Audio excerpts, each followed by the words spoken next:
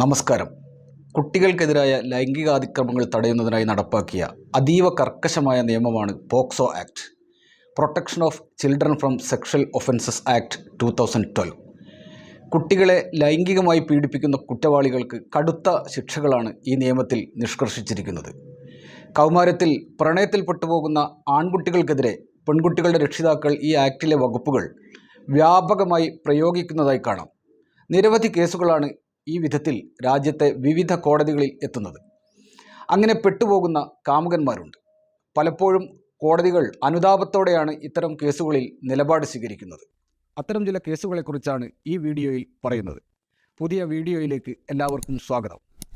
Channel ആദ്യമായി കാണുന്നവർ subscribe ചെയ്യാൻ മറക്കരുതെന്ന് അപേക്ഷിക്കുന്നു.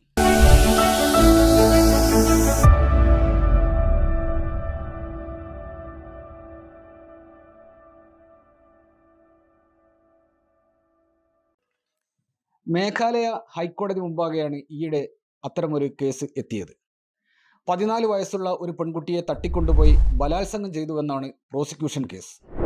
പോക്സോ നിയമത്തിലെ 4-ാം വകുപ്പും ഇന്ത്യൻ ശിക്ഷാ നിയമത്തിലെ 399-ാം വകുപ്പും പ്രകാരം ഷില്ലോങ്ങിലെ സ്പെഷ്യൽ പോക്സോ ജഡ്ജ് പ്രതിയെ ജീവപര്യന്തം തടവിന് ശിക്ഷിക്കുന്നു. പെൺകുട്ടിയുമായി താൻ പ്രണയത്തിലായിരുന്നുവെന്നും കുട്ടി സ്വന്തം ഇഷ്ടപ്രകാരമാണ് തൻ്റെ കൂടെ വന്നത് എന്നുമായിരുന്നു പ്രതിഭാഗത്തിൻ്റെ വാദം. ഇരുവരും വിവാഹം കഴിക്കുകയും ചെയ്തു. പെൺകുട്ടി CRPC 161 പ്രകാരം നൽകിയ മൊഴിയിലും ഇക്കാര്യങ്ങൾ വ്യക്തമാണ്. വിവാഹത്തിനു ശേഷം അവർ ലൈംഗിക ബന്ധത്തിലേർപ്പെട്ടതിനാൽ പോക്സോ ആക്ട് പ്രകാരം പെൺകുട്ടി പ്രായപൂർത്തിയാകാത്തതിനാൽ പ്രതി കുറ്റക്കാരനാണെന്നാണ് പ്രോസിക്യൂഷൻ വാദിച്ചതും കോടതി അതിനനുസരിച്ച് പ്രതിയെ കുറ്റക്കാരനാണെന്ന് വിധിച്ചതും. കോടതിക്ക് ആ വാദം പരിഗണിക്കുകയേ നിർവാഹമുള്ളൂ. പെൺകുട്ടിയുടെ സമ്മതത്തോടെയാണ് ലൈംഗിക ബന്ധത്തിൽ ഏർപ്പെട്ടതെങ്കിലും പ്രായപൂർത്തിയാകാത്ത പെൺകുട്ടിയുടെ സമ്മതമായി കണക്കാക്കാൻ നിയമത്തിന് സാധിക്കുകയില്ല. പെൺകുട്ടിക്ക് പ്രായപൂർത്തിയായിട്ടില്ലെന്നും ലൈംഗിക വീഴ്ച നടന്നിട്ടുണ്ടെന്നും പ്രോസിക്യൂഷന് നിഷ്പ്രയാസം തെളിയിക്കാൻ സാധിക്കുകയും ചെയ്തു. ഇതുമായി ബന്ധപ്പെട്ട രേഖകളെല്ലാം പ്രോസിക്യൂഷൻ കോടതി മുമ്പാകെ സമർപ്പിക്കുന്നുണ്ട്.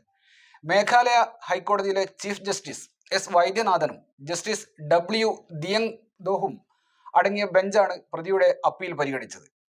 കോടതി ഈ കേസിൽ നടത്തിയ പരാമർശം ശ്രദ്ധേയമാണ്. നീതിപീഠത്തിന്റെ കാരുണ്യത്തിന്റെ മുഖമാണ് അത് തെളിയിക്കുന്നത്.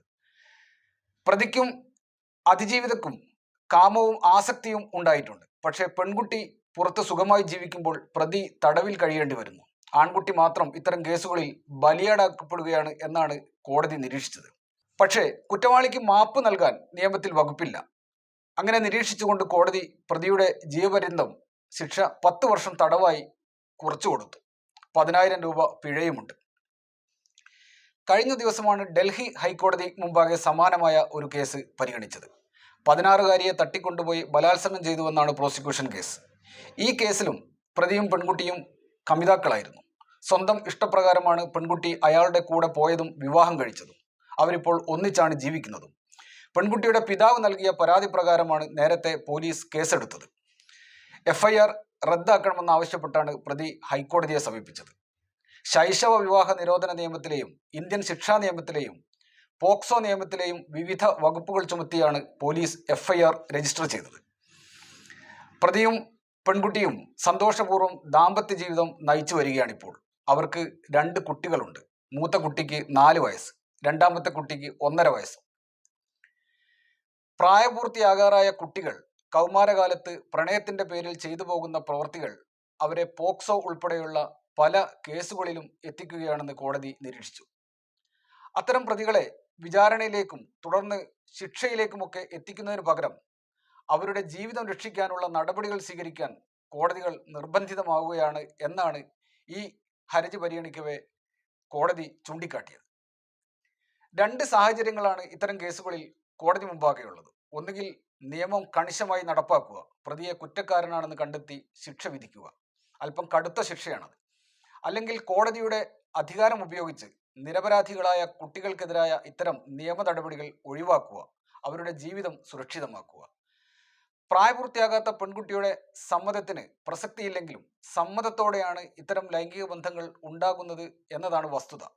ഇത്തരം കേസുകളിൽ പ്രതിയുടെ ജീവിതം രക്ഷപ്പെടുത്താനാണ് കോടതികൾ നിർബന്ധിതമാകുന്നത് എന്ന് കോടതി നിരീക്ഷിക്കുന്നു.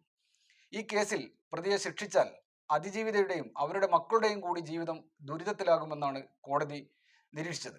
കരുണാപരമായ നിലപാട് സ്വീകരിച്ച കോടതി ഈ FIR റദ്ദാക്കാൻ ഉത്തരവിട്ടു. പോക്സോ നിയമം ആദിവാസി മേഖലകളിലെ ചെറുപ്പക്കാരോട് വലിയ അനീതി കാണിക്കുന്നതായും അവരുടെ ജീവിതം ദുരിതത്തിലാക്കുന്നുവെന്നും ഒറീസ ഹൈക്കോടതി നിരീക്ഷിച്ചതും ഈ അടുത്താണ്. പോക്സോ നിയമപ്രകാരം രജിസ്റ്റർ ചെയ്ത FIRകൾ റദ്ദാക്കണമെന്നാവശ്യപ്പെട്ട് സമർപ്പിക്കപ്പെട്ട ഒരു കൂട്ടം ഹർജികൾ പരിഗണിക്കവെയാണ് ജസ്റ്റിസ് സിംബോ ശങ്കർ മിശ്ര ഈ നിരീക്ഷണം നടത്തിയത്. പെൺകുട്ടികൾ ഋതുമതികളായാൽ വിവാഹം കഴിക്കുന്നതാണ് ആദിവാസികളുടെയും ചില ഗോത്രവർഗക്കാരുടെയും ആചാരങ്ങൾ. 18 വയസ്സ് തികയാത്ത പെൺകുട്ടികളെ വിവാഹം ചെയ്തതിൻ്റെ പേരിൽ എത്രയോ ചെറുപ്പക്കാർ ഇത്തരം മേഖലകളിൽ അറസ്റ്റ് ചെയ്യപ്പെടുന്നു. പ്രതികളും അതിജീവിതകളും, അതായത് ഇരയാക്കപ്പെടുന്ന പെൺകുട്ടികളും തമ്മിൽ പ്രശ്നമോ പരാതികളോ ഉണ്ടാകില്ല. ഇത്തരം കേസുകളിൽ നിയമവും ആചാരങ്ങളും തമ്മിലുള്ള വൈരുദ്ധ്യങ്ങൾ കൂടി പരിഗണിക്കേണ്ടതുണ്ടെന്ന് കോടതി ചൂണ്ടിക്കാട്ടി. ഇതുപോലെ ആചാരങ്ങളുടെ പേരിലും പ്രണയത്തിന്റെ പേരിലും പോക്സോ കേസുകളിൽ പെട്ടുപോകുന്ന നിരവധി ചെറുപ്പക്കാരുണ്ട്. പലരും കുടുംബവും കുട്ടികളുമൊക്കെയായി സ്വസ്ഥ ജീവിതം നയിക്കുമ്പോഴും കോടതികൾ കയറിയിറങ്ങേണ്ട അവസ്ഥയാണ്. പരിഗണിച്ച മുഴുവൻ കേസുകളിലും ഒറീസ ഹൈക്കോടതി FIRകൾ റദ്ദാക്കുകയാണ് ചെയ്തത്. മറ്റൊരു വീഡിയോയുമായി വീണ്ടും കാണാം. നന്ദി, നമസ്കാരം.